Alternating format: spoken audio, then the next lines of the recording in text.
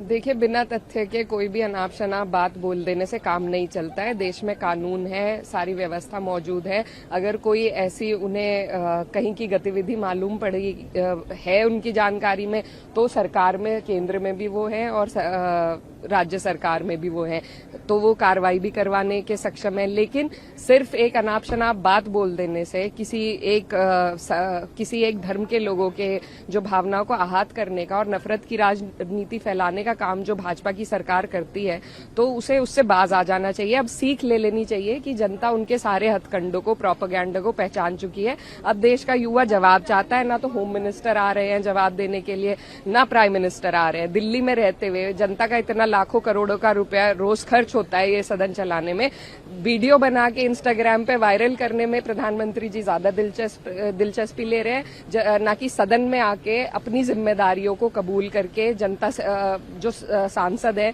जो विपक्ष है, उसकी बातों का जवाब देके एक संवाद स्थापित करने की जो उनकी जिम्मेदारी है उससे बच रहे हैं। क्या एकला जी, पार्लियामेंट में डेडलॉक की स्थिति बनी हुई है, आप लोग राम मंदिर पर डिस्कशन करना चाहते हैं, स्टूडेंट्स के साथ जो पुलिस कार्रवाई हुई उस पर डिस्कस। देखिए, डेडलॉक की स्थिति बनाई है सरकार ने। जब एक बार सदन चला, जब चर्चा हुई, जो आंदोलन था उसके ऊपर, तो तब ये सरकार ने कहा था कि सभी को अपनी बात रखने का मौका दिया जाएगा, पुलिस एट्रोसिटीज पे अपनी बात रखने का मौका दिया जाएगा और जवाब होम मिनिस्टर देंगे। अब जब सरकार ही वादा खिलाफी कर रही है, ना तो होम मिनिस्टर ने जवाब दिया, ना एजुकेशन मिनिस्टर ने जवाब दिया, कोई अन्य इधर उधर के मिनिस्टर से जवाब दिलवा दिया गया, ना सबको अपनी बात रखने दी, ना पुलिस एट्रोसिटी पे बात रखने दी, देश के एलओपी को नहीं बोलने दिया।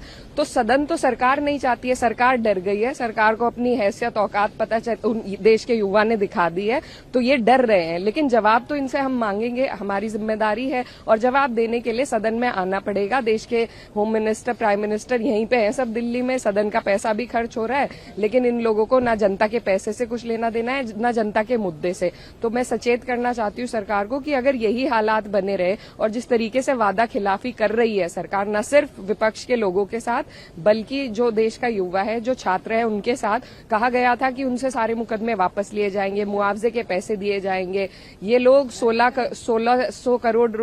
लाख करोड़ रुपए उद्योगपतियों के माफ कर सकते हैं, लेकिन जो बच्चे जिन्होंने अपनी जान दी है, उनको ये पैसे मुआवजे में नहीं दे सकते हैं ना। और इतनी वीडियो बना के प्रधानमंत्री जी ने कह दिया कि हमने सबको माफ किया, सिर्फ वीडियो में ही माफ किया है। उनके जो गुंडे हैं, आरएसएस बीजेपी के जो गुंडे हैं, वो जगह जगह पे लोगों को, छात्रों को, नाबालिग बच्चियों को प्रताड़ित करने का काम कर रहे हैं। तो सीख लेनी चाहिए इन लोगों को, गांधी परिवार से, जिन्होंने अपने ही खून के हत्यारों को भी माफ किया।